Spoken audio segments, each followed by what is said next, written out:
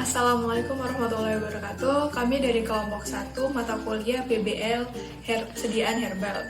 Di sini kami berdelapan orang, yakni saya sendiri Hunda Fauzia, lalu ada Oktavia Pramesti, Adin Muiza, Widi Astuti, Omnia, Abiroh, Toibah, dan Silvera. Nah, di sini kami akan memaparkan tentang formulasi sediaan kapsul ekstrak etanol akar pasak bumi sebagai anti kanker. Nah, kenapa kita memilih akar pasak bumi? Karena senyawa yang terkandung dalam akar pasak bumi atau Euricoma longifolia JAK adalah quarsinoid serta alkaloid 9, methoxyxanthine-on, dan alkaloid kantinon. Akar pasak bumi mempunyai potensi sebagai anti kanker. Pasak bumi adalah salah satu tanaman yang telah digunakan sebagai obat untuk detoksikasi, antioksidan radikal bebas, serta anti kanker. Secara in vitro, ekstrak etanol akar pasak bumi memiliki aktivitas antiproliferatif terhadap sel MCF7 dan T47D yang merupakan model sel kanker payudara. Kandungan euricomanon pada akar pasak juga dilaporkan mempunyai aktivitas imunomodulator. Pasak bumi sebagai imunomodulator dapat mengaktifasikan respon imun seluler oleh senyawa quasinoid yang berperan sebagai anti kanker dan kemopreventif. Selanjutnya ada parameter spesifik dan non-spesifik. Berikut adalah klasifikasi tumbuhannya. Kemudian ada morfologi, yang pertama untuk batangnya, umumnya tidak bercabang. Kemudian daunnya majemuk dan menyirip. Kemudian bunganya termasuk bunga majemuk tak terbatas. Selanjutnya dengan akarnya memiliki sistem perakaran tunggang. Lalu ada organoleptis sebagai berikut. Kemudian dilakukan penetapan kadar air dan diperoleh hasil 7,09%.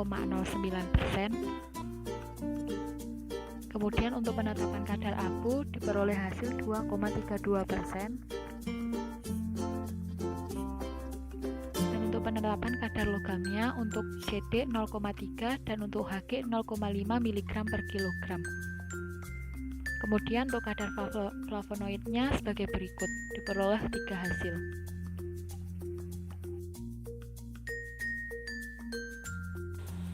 Halo, selanjutnya yaitu uji praklinik dan uji klinik. Uji praklinik adalah suatu uji yang dilakukan dengan tujuan untuk mengetahui keamanan dan kebenaran khasiat dari suatu bahan uji secara ilmiah yang dilakukan melalui uji toksisitas dan uji aktivitas.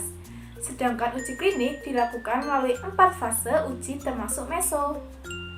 Untuk uji praklinik dibagi menjadi 2, yaitu uji toksisitas dan uji efektivitas. Yang pertama yaitu uji toksisitas.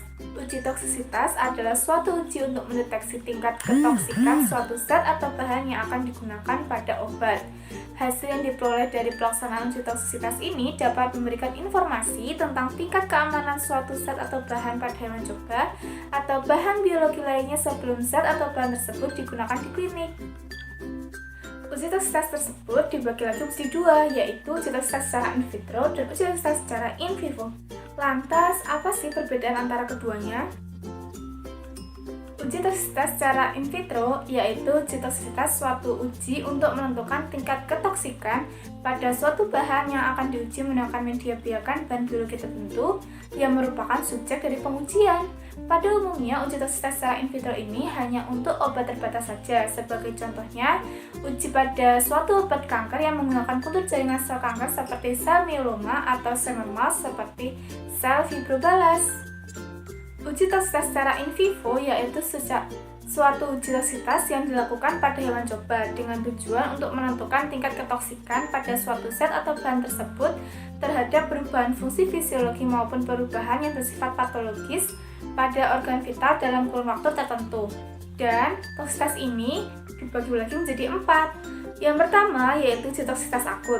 Uji toksisitas akut adalah suatu uji untuk menentukan tingkat ketoksikan pada suatu zat atau bahan yang dilakukan dalam kurun waktu tidak lebih dari 24 jam dengan dosis tunggal atau dosis berulang. Tujuannya yaitu untuk menentukan batas keamanan atau margin of safety suatu bahan dengan menggunakan dosis yang menyebabkan kematian 50% pada hewan coba, yaitu lethal dose 50%. Yang kedua yaitu uji toksisitas secara subkronis. Uji toksisitas subkronis adalah suatu uji untuk menentukan tingkat ketoksikan suatu zat atau bahan dengan dosis berulang dalam kurun waktu 14 sampai 90 hari. Namun WHO menyarankan sampai 180 hari tergantung pada lama waktu pemakaian obat yang akan digunakan di klinik. Selanjutnya yaitu uji toksisitas kronis. Uji toksisitas kronis ini adalah suatu uji untuk menentukan tingkat ketoksikan suatu bahan uji pada hewan coba dengan dosis berulang dalam kurun waktu sepanjang umur hewan coba tersebut. Tujuannya untuk mengetahui profil toksisitas suatu bahan uji secara berulang dalam jangka waktu yang panjang. Dan yang keempat yaitu uji toksisitas secara khusus. Uji toksisitas khusus adalah suatu uji yang khusus dilakukan untuk menentukan tingkat ketoksikan suatu bahan uji yang diduga potensial dapat menimbulkan efek khusus pada hewan coba, seperti dapat mengganggu perkembangan fetus dalam kandungan atau bahan uji yang berdasarkan struktur kimia yang diduga potensial menyebabkan onkogenitas, atau bahan uji yang dalam pemakaian jangka panjangnya dapat menyebabkan kerusakan secara genetik atau genotoxicity. Langkah selanjutnya yaitu uji aktivitas. Uji aktivitas ini adalah suatu uji untuk menentukan kebenaran khasiat suatu bahan uji yang dibuktikan secara ilmiah pada hewan coba atau pada hewan biologi tertentu dengan metodologi dan parameter yang diuji ditentukan dengan berdasarkan tujuan penggunaan bahan uji yang dipakai di klinik. Dan uji aktivitas ini dibagi lagi menjadi dua, yaitu uji aktivitas secara in vivo dan uji aktivitas secara in vitro.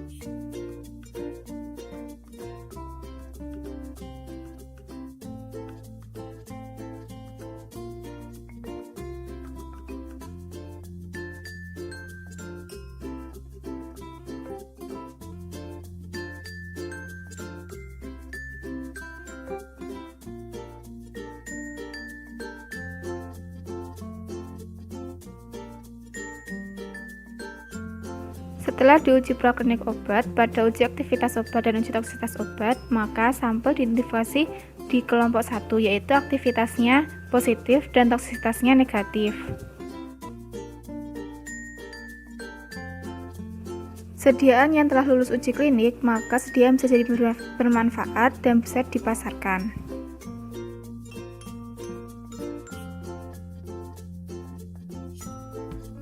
Formulasi sediaan kapsul ekstra akar pasak bumi. Rancangan formulasi yang dipilih oleh kelompok kami sebagai berikut: ekstra kental sebagai zat aktif, Vivapur 101 sebagai adsorben, aerosin sebagai adsorben, magnesium serat sebagai lubrikan, talkum sebagai glidan, dan amilomidis sebagai pengisi. Oke, untuk langkah selanjutnya yaitu ada prosedur kerja. Prosedur kerja di sini yang pertama ada ekstraksi sampel. Yang harus dilakukan pada ekstraksi sampel yaitu disiapkan semua alat dan bahan yang akan digunakan. Kemudian dicuci akar pasak bumi menggunakan air mengalir hingga sampai bersih. Setelah bersih, dikeringkan akar pasak bumi di laboratorium teknologi sediaan farmasi. Setelah itu, setelah kering, dihaluskan sampai menjadi serbuk. Kemudian dilakukan pemeriksaan standarisasi simplisia. Selanjutnya pembuatan ekstrak. Kita melakukan pembuatan ekstrak. Direndam dulu 2,5 kg serbuk ke dalam etanol 70% sebanyak 8 liter. Kemudian diaduk dengan stirrer selama 3 jam. Setelah itu didiamkan selama 24 jam. Kemudian filtratnya diuapkan dengan rotary evaporator dengan suhu 60 derajat Celcius sampai diperoleh ekstrak kental. Proses ekstraksi dilakukan sebanyak 8 kali. Kenapa 8 kali? Karena untuk memperoleh jumlah ekstrak yang lebih banyak. Kemudian selanjutnya yang kedua ada pembuatan kapsul. Pembuatan kapsul di sini hal yang harus dilakukan yaitu yang pertama dikeringkan dulu ekstraknya. Ekstrak kental tadi dikeringkan sebanyak 300 mg dengan penambahan Vivapur 101 sebanyak 300 mg, amilumidis sebanyak 58 mg, talc sebanyak 2%, Mg setiarat sebanyak 1% dan aerosil sebanyak 3%. Dicampur semuanya setelah rata semuanya dimasukkan campuran tadi ke dalam cangkang kapsul gelatin. Setelah itu, setelah jadi kapsulnya, kemudian sediaan dievaluasi keseragaman bobotnya, waktu hancurnya, dan hidroskopisnya.